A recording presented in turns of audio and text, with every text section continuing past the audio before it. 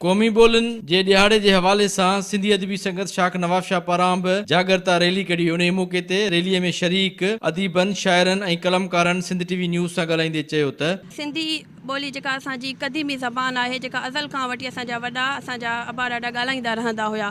ऐं हाणे सिंधी ॿोली असां मुतालबो था कयूं त सिंधी ॿोली खे क़ौमी ॿोली जो दर्जो ॾिनो वञे, छो जो इहा असांजी क़दीमी ज़बान आहे। सिंधी ॿोलीअ खे क़ौमी ॿोलीअ जो दर्जो ॾिए, न रुगो सिंधीअ खे, पर जेके चारई सूबा आहिनि उन्हनि में पंजाबी, सराइकी, बलोची, पछतो सभिनी खे क़ौमी दर्जो ॾिनो वञे। उन्हनि जो बुनियादी हक़ आहे उन्हनि क़ौमुनि जो, ऐं असांजो इहो चवणु आहे त उन्हनि जो उहो तारीख़ी हक़ उन्हनि खे ॾिनो वञे। ॿोलियुनि खे क़ौमी ॿोली जो दर्जो नथो ॾिनो वञे।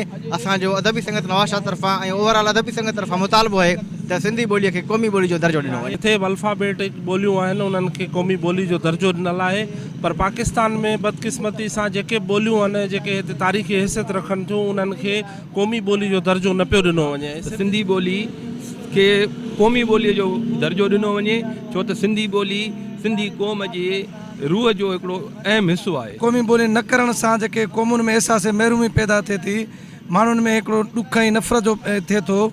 उन करे हिन मुल्क में रहंदड़ जेके बि तारीख़ी क़ौमियूं आहिनि उनखे क़ौमी ॿोली जो दर्जो न वञे। हर उहा ॿोली जेका जंहिं खिते जी थींदी आहे ऐं पुराणे में पुराणी अगरि ॿोली आहे त उनखे उन जेको आहे क़ौमी ॿोलीअ जो हक़ ॾिनो वञे ऐं उहो हक़ उन खां न खसियो वञे। कैमरामैन रफ़ाकत आरे सां गॾु ज़ुल्फ़कार ख़ासि के लिए सिंध टीवी न्यूज़ नवाब शाह।